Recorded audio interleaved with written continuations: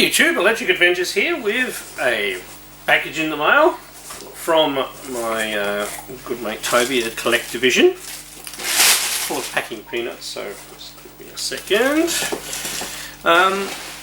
And I'm very excited because it is a copy of one of my own games. So a little while ago I released Cavern Fighter. And here is my very own copy. So I do believe there are still some copies of this available in the store because he's done another batch as well. Really good cover art.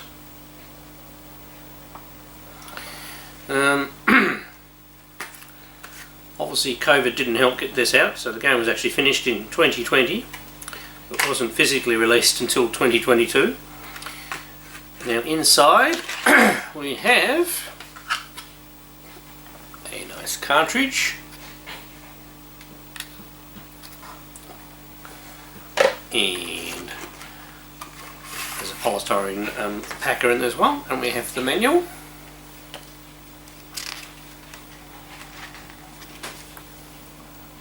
Which inside just like the manuals you used to get with games back in the day. Now Cavern Fighter works on a stock ColecoVision. You don't need a Super Game module. Will also work on an Adam. And yeah, it was. I originally started work on the game in about 1990 or 1991, and it took quite a while to get finished. Now I do think there's some other things in the bottom here as well. Now, when I make my games, I make some prototypes. Prototype copies. Well, I think Toby has included in here, sorry, packing peanut stuff everywhere, he's given me some cartridge shells so I can make the prototypes for my next game, which is just about ready to be made, which is basically Berserk. So I'll be able to make up some prototype copies. I always sign those. Oh, there's actually more in here, sent a few. Oh, there we go, there's some more. And yep, it's still going. It's got a lot of packing peanuts in there, so we've got some more. So that's another 6. So there's 12 cartridge shells in there. That's amazing you fit all those in that small box. Yes, so that'll let me make up some prototypes. So the cartridge PCB goes in there. I've got one. Yes, I've got one here without.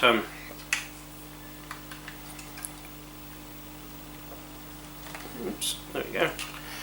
So the cartridge shell locks in there so it can't move around. Cartridge PCB, so they're very easy to put together. And a couple of screws, and then you put a label over the top and you're all done. So a very nice cartridge shell design they have. I've been mucking around with a 3D printed shell myself. And my friend at my work kindly printed one off for me. But it's nice getting a moulded ones. So these will be much better. So I've got enough there to make. I normally make about 6 prototypes, by the way, if you want to know. They all get signed and numbered, and I make a certificate to go with them. And they get sent to various people, usually people who have helped out with the project, and you know, that particular project and things like that. So and they can end up anywhere around the world.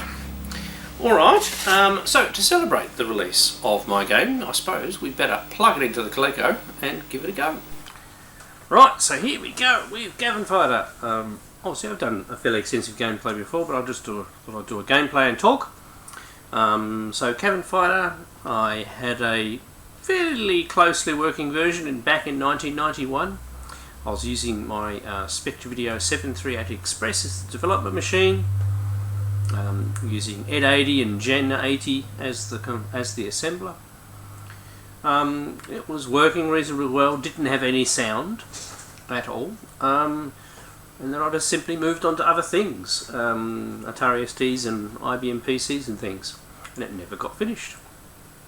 So I decided to be a good one, because I always loved the arcade game Scramble, to port over to the ColecoVision.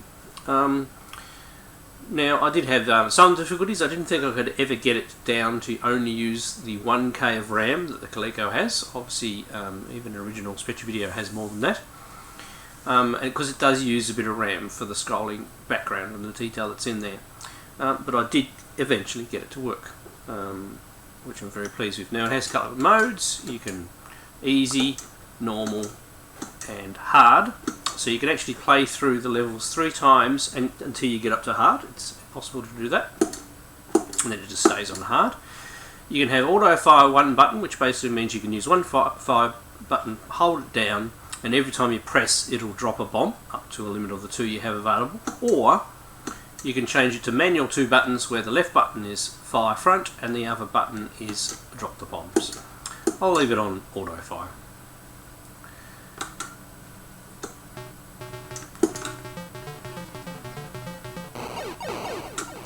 Now, it is of course using chunky 8-bit silk scrolling, but the reason why it uses that is so that it can use a lot more colour.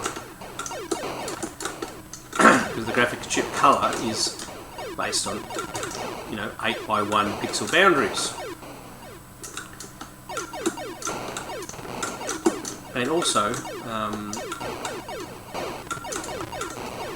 smooth scrolling can be done, but it uses up a lot of processing cycles, so it can affect the game itself.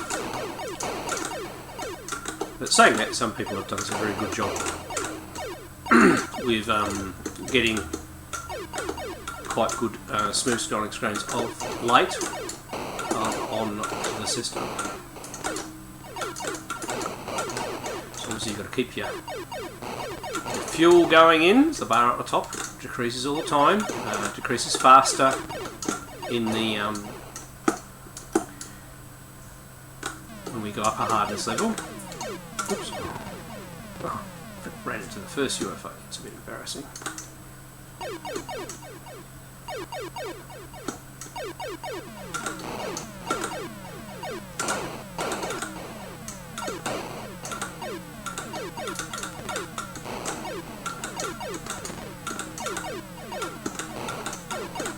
I'm using the moment pressing the button to time when I'm dropping bombs,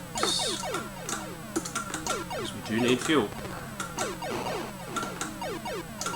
You can't just sail through a level and not get some fuel, even on easy.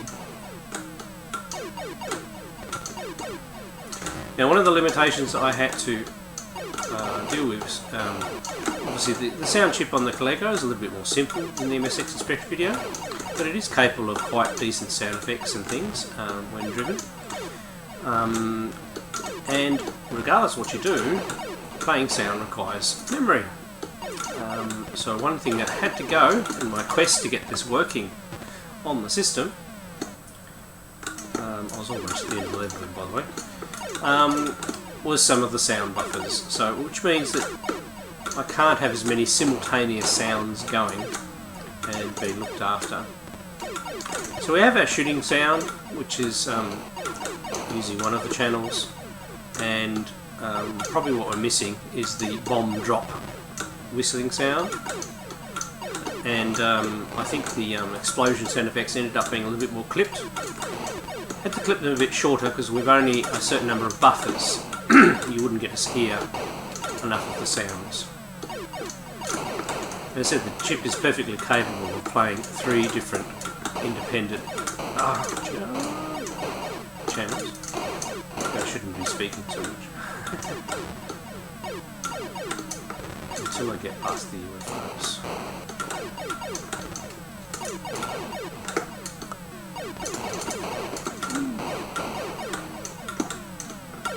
And as you can see, the UFO level is quite challenging. Right, now we have the the asteroid level, which can be tricky in its own thing, but I'm obviously out of practice of playing my own game. And once again, you do need to be mindful of your fuel. Do some, and unfortunately the bit is block your bombs.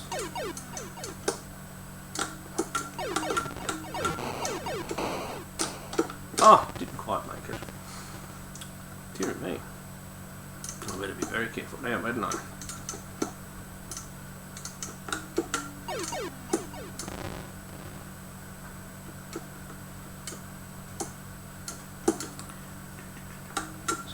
of those.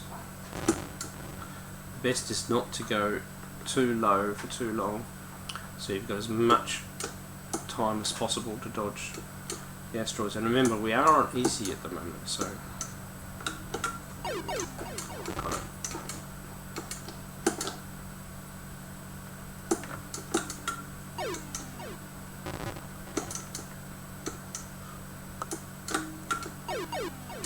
now the game's level design is as per I originally designed it back in the day.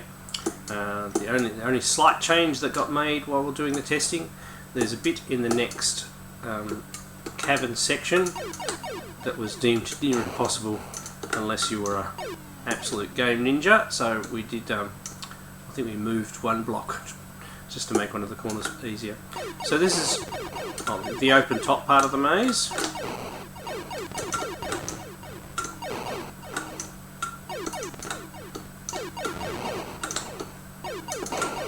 It is roughly following the original Scramble arcade game level order.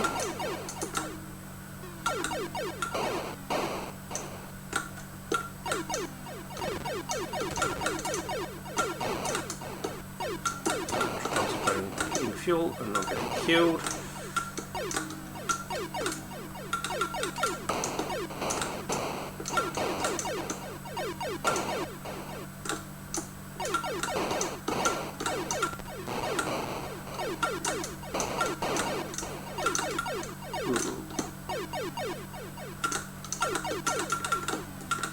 We are in trouble. We have run out of juice.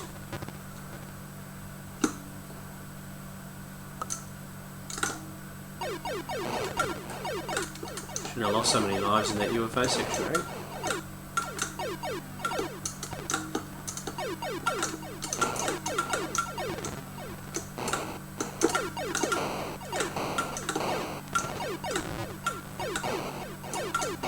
So, you can obviously, all those that follow me, gather that I do like targeting original hardware if I can, because I want to make, you know, what I've made as close to what you potentially could have got for the system back in the day.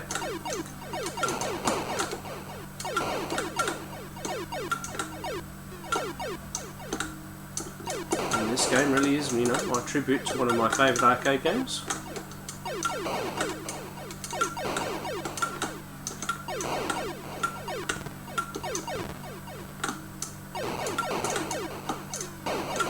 See, the number of things happening on screen is increasing. Right, now we get up to one of the harder parts of the game.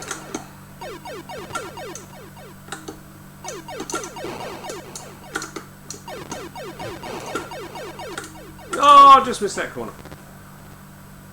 And we got an extra life. So you do have to be very careful. Oh, no, we're too far. Alright, so maybe not today, but that's the second last level. Then you get to the last level where you have to hit the base. Very good time shot. If you miss, you have to try again until you run out of lives. And then the game goes up to the next difficulty level, and it speeds up to just give you an idea of how much it speeds up. Just wait for it to go back to the other screen.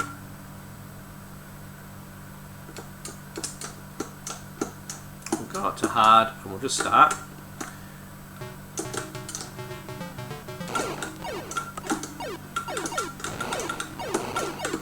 And as you can see, you know, the difficulty ramps up, I think, and it's not just faster, you are using fuel faster, but it is possible to complete the game. One of my wonderful testers actually did complete the game all the way to the end. Now, the game just loops then, so it doesn't stop or anything like that. You can keep going. And it is possible to finish this game on hard. Alright, well, we'll leave that. But so I said, if you would like a copy of my game, there are still copies available on the ColecoVision website. And I have full intentions of porting this version back to the MSX and original Spectravideo. Obviously it'll have different sound on those ones, and I'm I have started work on that, I just haven't finished it. Busy job and everything like that, but something I'm working on in the background. Alright, I hope everybody's enjoyed this video of me checking out my own game. I'm Electric Adventures, thanks to all my subscribers, thanks for watching, and I'll catch you next time.